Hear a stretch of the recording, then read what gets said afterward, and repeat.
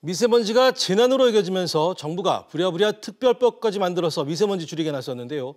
하지만 실효성 논란이 일면서 보다 강력한 대책이 필요하다는 목소리가 거셉니다. 이 문제 짚어보겠습니다. 자, 김 기자, 초미세먼지가 심해지면 비상저감 조치가 시행되는데 구체적으로 어떤 조치들이 취해지는 겁니까? 네, 비상저감 조치가 시행되면 오전 6시부터 오후 9시까지 미세먼지를 유발하는 공사장의 공사 시간과 사업장의 가동률이 모두 조정됩니다. 필요한 경우 학교나 유치원, 어린이집이 휴원하거나 수업 시간도 단축될 수 있는데요. 특히 미세먼지 주범으로 지목된 2.5톤 이상 5등급 판정을 받은 경유차는 도심 진입이 금지됩니다.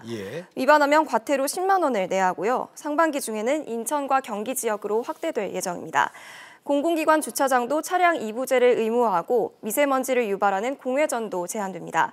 환경부는 앞으로 3일 이상 조치가 발령되면 국가나 공공차량 사용을 제한하고 이곳의 건설 공사도 전면 중단하는 등 조치를 강화할 예정이라고 밝혔습니다. 알겠습니다. 사상 최악의 미세먼지가 몰려오면서 지난 5일 비상저감 조치가 연속 5일째 발령된 날, 우리 기자들이 현장을 돌아봤는데요. 현장 화면 확인해 보겠습니다. 지난 5일 초미세먼지 경보가 내려진 서울 광화문 광장입니다. 온통 희뿌연 잿빛 세상이지만 마스크를 쓰지 않은 사람들도 눈에 띕니다. 귀찮으니까 좀 축축해지잖아요, 여기가. 습기가 차서. 미세먼지의 주범인 낡은 경유 차량의 도심 진입을 단속하는 서울시청 상황실입니다. 100개의 CCTV 카메라가 위반 차량을 골라내느라 분주합니다. 지난달 22일 첫 비상저감 조치 때 감시 카메라에 포착된 위반 차량은 하루 8,000대 이상이었는데요. 최근 위반 건수는 집계 중이지만 여전히 과태료를 내면 그만이란 운전자들도 많은 상황입니다. 외국인 관광객들이 즐겨 찾는 서울 남산타워. 미세먼지를 피해온 중국 관광객들도 숨막히는 공기에 마스크 차림입니다. 我来旅游，空气不好。 관광객을 실어 나르는 관광버스는 공회전이 금지돼 있지만 운전기사는 손님을 막 내려줬다며 거짓말로 우깁니다. 여기 공회전 안 되지 않나요? 안 돼요. 네, 근데 지금 공회전 되고 있는 지금 막 올라왔잖아요. 지금 올라왔어요. 보신 것처럼 여전히 잘 지켜지지 않는 모습인데요. 자, 이 기자, 정부의 이런 미세먼지 대책에 대한 시민들 반응 어땠습니까? 네, 강화된 조치가 아직 시행되지는 않았지만 좀 기존 조치인 공공기관 차량 이부제 실시에는 회의적인 반응이 많았습니다. 특히 미세먼지 원인 제공자인 중국에게 강력한 대책을 요구해야 한다는 목소리가 많았습니다. 큰 효과가 있겠습니까? 그거 해갖고 그런 건 좀 전체적으로 참여하는 게 좋겠죠. 국민들의 환경이라든가 위생을 해서는 차량 예를 들면 이부제로 해갖고 하는 것도 오히려 보탬이 되죠. 중국에서는 아니다 이렇게 얘기를 하는데 정부에서 큰 발언권이 많이 없는 건지 좀 소극적이지 않나 이런 생각도 들어요.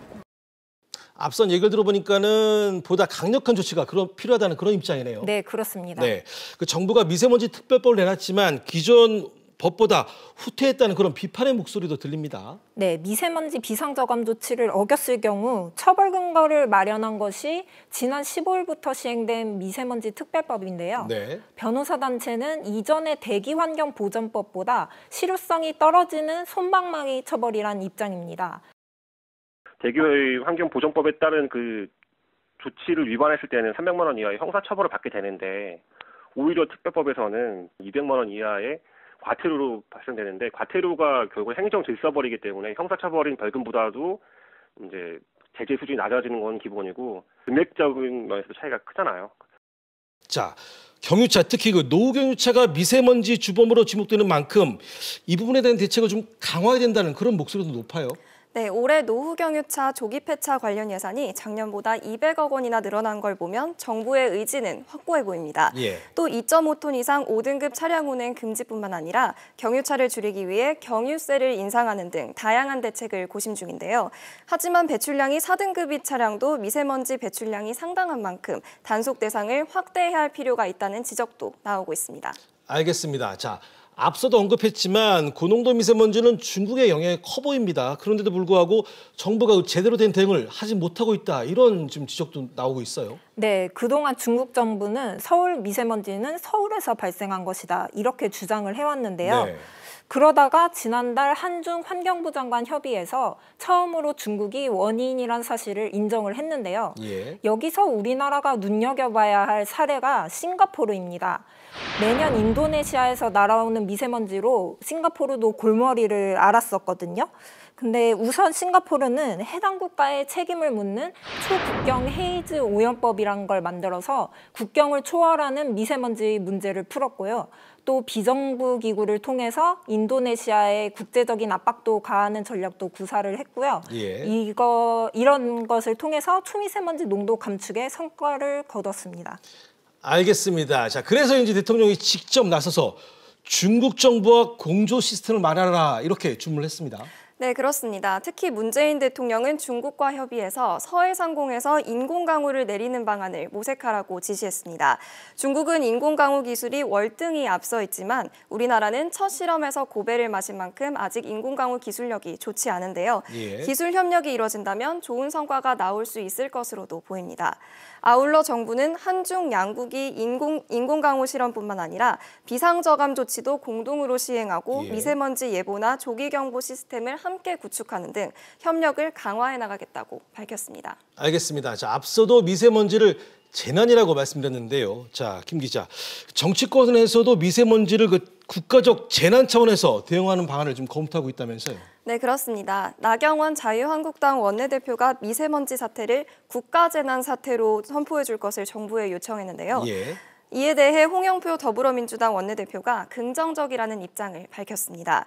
미세먼지를 국가재난에 포함하는 법안은 이미 국회에 제출돼 있는데요. 여야는 13일 본회의를 열고 미세먼지를 국가재난 사태에 포함하는 법안을 처리하기로 뜻을 모았습니다. 네. 법안이 처리되면 고농도 미세먼지 사태가 발생할 경우 사회적 재난 차원에서 더 강도 높은 대응책이 이뤄질 수 있을 것으로 보입니다.